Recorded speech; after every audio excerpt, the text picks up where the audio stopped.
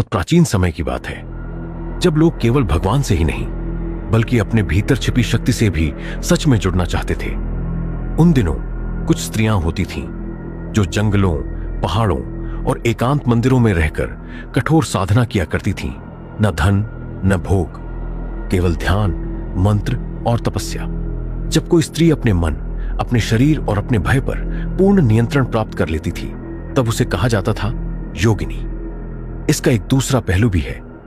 योगिनी होती है मां दुर्गा की दिव्य शक्ति का जागृत स्वरूप। पुराणों के अनुसार जब मां दुर्गा ने असुरों का संहार किया, तब उनकी शक्ति 64 अलग अलग रूपों में विभाजित हुई। इन 64 शक्तियों को कहा गया 64 योगिनी। प्रत्येक योगिनी की अपनी चेतना होती है, अपनी दिशा होती है और अपना एक अलग स्वभाव होता है। यही कारण है कि योगिनियां केवल पूजा से प्रसन्न नहीं होती, वे मनुष्य की नीयत, संयम और साहस की परीक्षा लेती हैं। इसी कारण योगिनियों की साधना कभी भी घरों या सामान्य मंदिरों में नहीं की गई। उनकी उपासना हमेशा जंगलों, एकांत पहाड़ियों और निर्जन स्थानों पर ही होती रही। मध्य प्रदेश में स्थित 64 योगिनी मंदिर इसी परंपरा का प्रतीक है। यह मंदिर गोलाकार संरचना में बना है।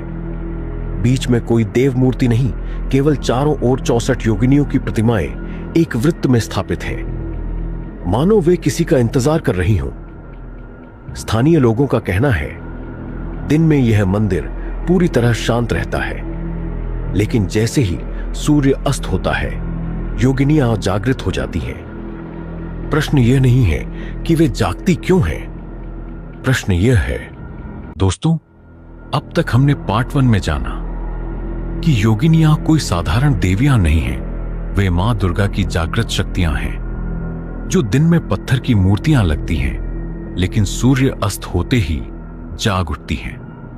पर असली सवाल अभी बाकी था, योगिनियां रात में जागती किसके लिए हैं? बहुत कम लोग जानते हैं कि योगिनियां हर रात नहीं जागती। वे सिर्फ उस रात जागती हैं जब कोई मनुष्य उनकी सीमा में प्रवेश करता है, न पूजा के लिए, न दर्शन के लिए, बल्कि किस्मत के बुलावे पर। कहा जाता है जब कोई व्यक्ति अपने भीतर लालच, अहंकार, भय या घमंड लेकर उस गोलाकार मंदिर की सीढ़ियों पर कदम रखता है, तो हवा अचानक भारी हो जाती है। पेड़ बिना हवा के हिलने लगते हैं और 64 मूर्तियों की आंखों में चमक आ जाती है। योगिनियों की पहली परीक्षा होती है नियत। इसमें पहली योगिनी आगे बढ़ती है। उसका चेहरा सुंदर है, लेकिन आंखों में ऐसा गहरा अंधकार कि इंसान अपनी ही परछाई से डर जाए। वह मनुष्य के मन में उतर जाती है, उसके सबसे गुप्त विचारों को बाहर खींच लाती है। अगर नियत अशुद्ध हुई तो वही सुंदर चेहरा भयानक मुस्कान में बदल जाता है। और कहा जाता है ऐसे लोगों को सुबह का सूरज कभी देखने नहीं मिलता। दूसरी परीक्षा है संयम। दूसरी योगिनी सामने आती है। उसके हाथों में कोई अस्त्र नहीं होता, सिर्फ धैर्य। वह मनुष्य को भय दिखाती है, अंधेरा, आवाजें, भ्रम और चीखें। अगर मनुष्य डगमगा गया, अगर उसने भागने की कोशिश की, तो उसकी आत्मा उसी वृत्त में भटकती रह जाती है, हमेशा के लिए। तीसरी परीक्षा है साहस। तीसरी योगिनी सबसे खतरनाक होती है। वह सीधे सामने प्रकट होती है, लाल जीभ बाहर, चारों हाथों में दिव्य अस्त्र और आंखों में क्रोध। वह पूछती नहीं, वह देखती है।